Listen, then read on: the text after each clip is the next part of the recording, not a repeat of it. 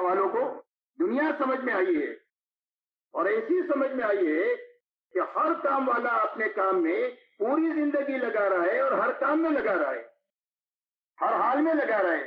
کوئی تعریف کرے تو کرے، کوئی برائی کرے تو کرے، بارش ہو تو کرے، گرمی ہو تو کرے، سردی ہو تو کرے، ہر حال میں کرے، اس لیے کہ اس کو کام سمجھ میں آ گیا ہے۔ اس کو سمجھ کہتے ہیں۔ اور پھر فرمایا سمجھ کی بنیاد کیا ہے؟ فرمایا اس آدمی کا اپنے کام پر یقین ہے۔ ہر مشغلے والے کو یقین ہے کہ میری زندگی میں سوئی کی ضرورت پیش ہوگی تو میرے کاروبار سے آئے گی، میرے کام سے آئے گی۔ میرے بچے بڑے ہو جائیں گے، ان کی شادی کا خرچہ میرے کاروبار سے آئے گا، میرے کام سے آئے گا۔ مکان کی ضرورت ہوگی تو مکان یہیں سے آئے گا، گاڑی کی ضرورت ہوگی تو گاڑی یہیں سے آئے گی۔ میری ہر چھوٹی بڑی ضرورت میری اس مشغلے سے آئے گی۔ یہ یقین اس کی استقامت کا سبب ہے۔ اس لیے میرے دوستو، ہمارے دلوں میں سب سے پہلے یقین پیدا ہو کہ اللہ نے جو کام عطا فرمایا ہے یہ قرن اول کا ہیرا ہے، یہ حضور صلی اللہ علیہ وسلم کا کام ہے۔ جو کام اللہ تعالیٰ نے امت پر رحم فرما کر اور انسانیت کی رحم فرما کر اللہ نے عطا فرمایا ہے، اس کو سب سے پہلے اس کا یقین اپنے دل میں پیدا کرنا۔ اسی کے ساتھ میرے دوستو، جب مولانا الیاس صاحب رحمۃ اللہ علیہ سے پوچھا گیا کہ آپ اس محنت سے چاہتے کیا ہے، تبلیغی عوام مولانا نے جو آفیشل بات فرمائی ہے وہ اس محنت کی منزل ہے کہ کام کرنے والوں کو کہاں تک جانا ہے۔ اس لیے کہ منزل کا تعین نہیں ہوگا تو آدمی تھک ہار کر بیٹھ جائے گا یا حالات سے گھبرا کر کے راستہ بدل دے گا۔ جو بیٹھ جائے گا وہ بھی راستہ منزل گم کر دے گا، اور جو راستہ بدل دے گا وہ بھی منزل گم کر دے گا۔ اس لیے کہ منزل تک پہنچنے کے لیے رخ کا صحیح ہونا ضروری ہے اور چلتے رہنا ضروری ہے۔ رخ بدل گیا تو بھی آدمی منزل سے دور ہو جائے گا، اگر کھڑا ہو گیا چلنا بند ہو کر دیا تو بھی منزل سے دور ہو جائے گا۔ اس لیے میرے دوستو، ہماری اس محنت کی منزل کیا ہے اور ہمارا کام کیا ہے کہ جو قاری نبوت جس کو مولانا نے ارشاد فرمایا ہے، تو ہماری منزل کے بارے میں فرمایا کہ آپ اس محنت سے کیا چاہتے ہیں؟ فرمایا میں اس محنت سے یہ چاہتا ہوں کہ اس محنت کی برکت سے اللہ تعالیٰ امت میں ایسا مجمع پیدا فرما دے جس پر حضور صلی اللہ علیہ وسلم امت کو چھوڑ کر گئے تھے۔ آپ دنیا سے تشریف لے جاتے وقت میں امت کو جس سطح پر چھوڑے تھے اس سطح کا ایک مجمع دنیا میں وجود میں آئے۔ جب اس سطح کا وہ مجمع دنیا میں وجود میں آئے گا، اللہ اس مجمع کو ذریعہ بنائیں گے حق کو دنیا میں چلانے کا۔ چاہے تھوڑے ہوں گھبرانے کی بات نہیں، کمزور ہو تو گھبرانے کی بات نہیں۔ اگر تھوڑے ہوں گے اللہ اپنی قوت ان کے ساتھ کر کے ان کو قوی بنا دیں گے، اور اگر یہ کمزور ہوں گے تو اللہ اپنے لشکروں کو ان کے ساتھ کر کے زیادہ کر دیں گے۔ اس لیے کہ اللہ کے لشکر لامحدود ہے، اللہ کے سوا کوئی نہیں جانتا کہ اللہ کے لشکر کتنے ہیں۔ جیسے صحابہ سے تھوڑے بھی تھے، کمزور تھے، اللہ نے اتنا بڑا کام دیا جن بنیادوں کی وجہ سے وہ بنیادیں امت میں زندہ ہو۔ میں اس محنت سے یہ چاہتا ہوں۔ تو حضور صلی اللہ علیہ وسلم دنیا سے تشریف لے گئے تو امت کو کن بنیادوں پر چھوڑا یہ سمجھنا ہے۔ آپ نے جن بنیادوں پر امت میں چھوڑا ہے وہ دو بنیادیں ہیں۔ ایک بنیاد تو پورا دین اپنی حقیقت کے ساتھ ہے کہ ہر فرد امت میں پورا دین ہے اور حقیقت کے ساتھ ہے۔ اس لیے کہ دین ہے اور ادھورا ہے تو دنیا میں نقد مصیبت آئے گی جیسے اس وقت میں آ رہی ہے۔ دین میں شکل ہے، حقیقت نہیں ہے، تو اللہ کا کوئی وعدہ شکل کے ساتھ پورا نہیں ہوگا، حقیقت کے ساتھ پورا ہوگا۔ اس لیے ایک تو ہر فرد امت میں پورا دین حقیقت کے ساتھ تھا، جو قرآن میں ہے وہ زندگی میں ہے، جو کرنے کا حکم دیا وہ سب زندگیوں میں، جن سے بچنے کا حکم دیا وہ ساری چیزوں سے زندگیاں بچی ہوئی، جس کے نتیجے میں جو صفات اللہ کی پسندیدہ ہے ہر فرد امت میں زندہ ہو گئے۔ تقوی زندہ ہو گیا، توکل زندہ ہو گیا، صبر زندہ ہو گیا، شکر زندہ ہو گیا، احسان و تواضع زندہ ہو گئی، انابت زندہ ہو گئی، توبہ کی کیفیت پیدا ہو گئی۔ ساری صفات جو اللہ کو پسند ہے حکموں پر چلنے کی وجہ سے اور نافرمانی کی بچنے کی وجہ سے وہ ساری صفات زندگی میں پیدا ہو گئے، جس کے نتیجے میں اللہ کی رضا ان کو مل گئی۔ اس لیے میرے محترم دوستو، ایک بنیاد تو پوری امت میں یہ تھی کہ پورا دین اپنی حقیقت کے ساتھ تھا۔ دوسری بنیاد 100% ایمان والوں میں یہ تھی کہ انہوں نے اپنی جان اور مال کو اللہ کے اور اللہ کے دین کے مقابلے میں بے قیمت بنایا تھا۔ کہ مسلمان کی جان بہت قیمتی، اگر پوری دنیا کسی مسلمان کے ماننے پر جمع ہو جائے تو اللہ ساری دنیا والوں سے انتقام لیں گے، یہ قیمت ہے مسلمان کی جان کی۔ لیکن اللہ کے مقابلے میں، اللہ کے حکموں کے مقابلے میں اور اللہ کے دین کے تقاضوں کے مقابلے میں ہماری جانیں بے قیمت ہے اور ہمارے مال بھی بے قیمت ہے۔ مال کی بھی مسلمان کی اتنی قیمت ہے کہ اگر مسلمان نماز پڑھ رہا ہے اور سامنے اپنا سامان رکھا ہوا ہے، اگر کوئی چوری کر کے چلا جائے تو ایک مقدار پیسوں کی ہے، اگر اتنے مال کی ہو تو اس کو حکم ہے کہ نماز توڑ کر اپنے مال کو بچا لے، تیرا مال قیمتی ہے۔ لیکن اللہ کے اور اللہ کے دین کے مقابلے میں ہماری جان کی بھی کوئی قیمت نہیں اور ہمارے مال کی بھی کوئی قیمت نہیں۔ ایک کی تقاضا ہوگا تو ایک جان لگائیں گے، 1000 جانیں لگانے کا تقاضا ہے تو 1000 لگائیں گے، 100 روپیہ لگانے کا تقاضا ہے تو 100 روپیہ لگائیں گے، 1000 لگانے کا تقاضا ہے تو 1000 لگائیں گے، اور جھاڑو مار کر لگانے کا تقاضا ہے تو اس یقین کے ساتھ جھاڑو مار کر لگا دیں گے کہ اللہ کی نسبت پر جان لگا دیں گے تو اللہ ہم کو اجاڑیں گے نہیں، اللہ ہم کو آباد کر دیں گے۔ اس لیے کہ جو اللہ سے معاملہ کرتا ہے کبھی گھاٹے میں نہیں رہتا۔ اس لیے میرے دوستو، جان مال کو انہوں نے اللہ کے اور اللہ کے دین کے مقابلے میں بے قیمت بنایا تھا۔ یہ دو بنیادیں تھی 100% ایمان والوں میں، جس کی بنیاد پر اللہ نے چھوٹی اور کمزور جماعت کے ہاتھوں اتنا بڑا کام لیا۔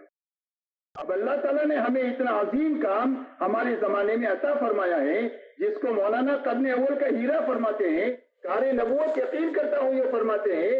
اب وہ کار نبوت کیا ہے اس کو سمجھنا ہے اور اس کی بنیادیں کیا ہے۔ میرے محترم دوستو، ایک تو یہ بات سمجھنی ہے کہ ہماری اس محنت میں سب سے پہلے جو اعمال ہے وہی اعمال نبوت ہے، اعمال ہدایت ہے، اعمال تربیت ہے۔ اس دعوت کے کام میں دعوت ہے، تعلیم ہے، ذکر عبادت ہے اور خدمت اور اخلاق ہے، یہی اعمال تربیت ہے، یہی اعمال ہدایت ہے۔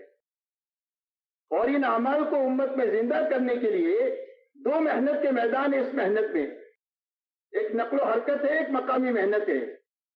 کہ بھئی دونوں محنتوں کے کہا جاتا ہے نا کہ ہر ایمان والا یہ دو محنت کرتے ہوئے جیے، دو یہ محنت کرتے ہوئے مرے۔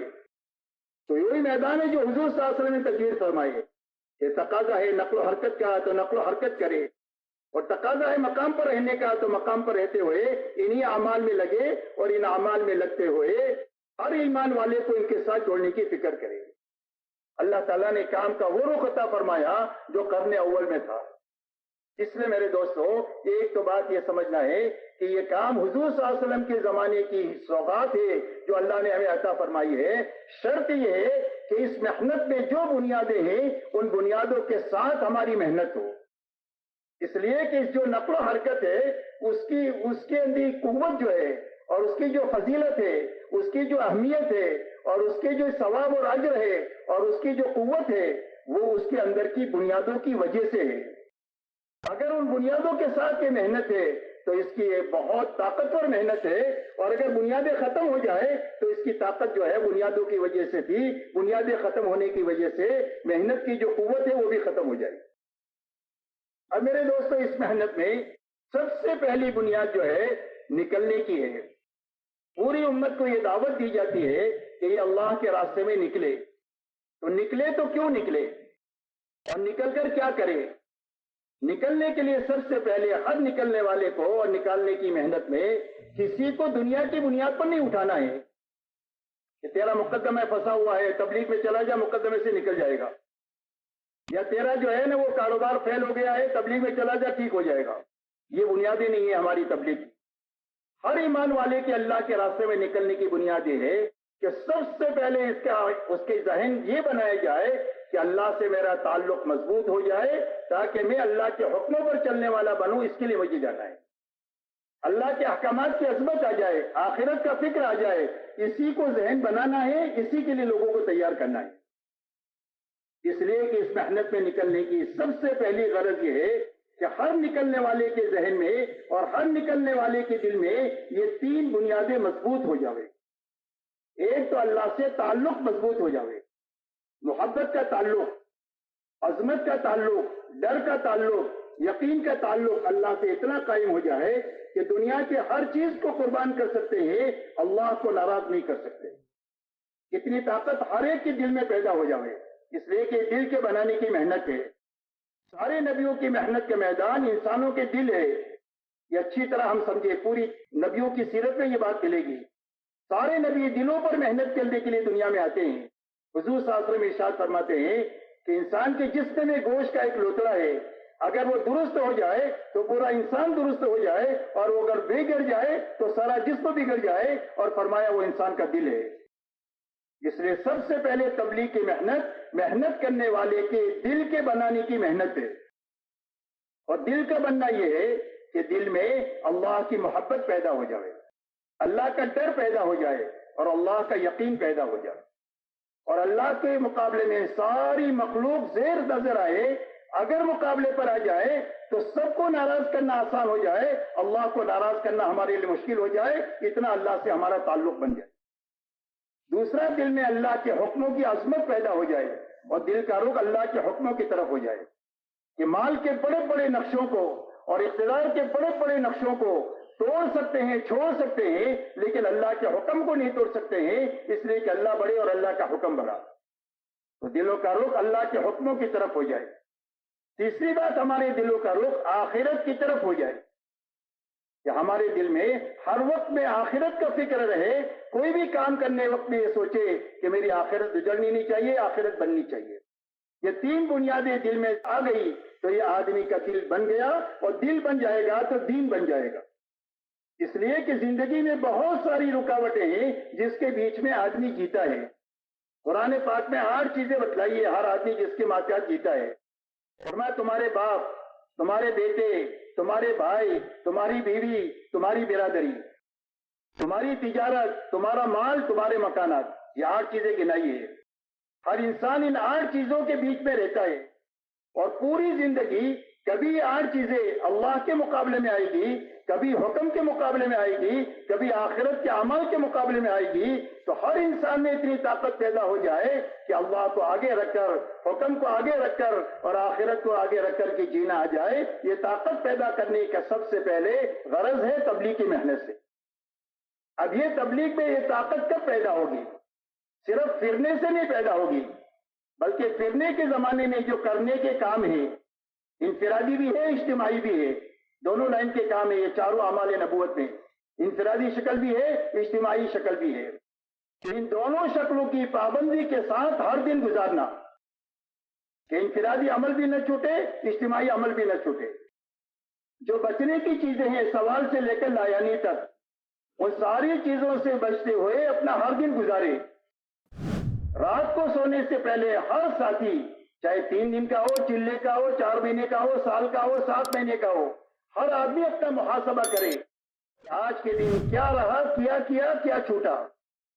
اگر سارے اعمال ہو گئے ہیں انفرادی اجتماعی، تو اللہ کا شکر ادا کرے، اللہ ہمت دے تو صلاۃ شکر پڑھے، اور اگر کوئی عمل چھوٹا ہے، کمی ہوئی ہے، تو اس کی تلافی کر کے سوئے، اور اگر تلافی نہیں کر سکتا ہے، ایسا عمل چھوٹا ہے کہ جس کی تلافی ممکن نہیں ہے، تو سچا پکا توبہ استغفار کر کے سوئے۔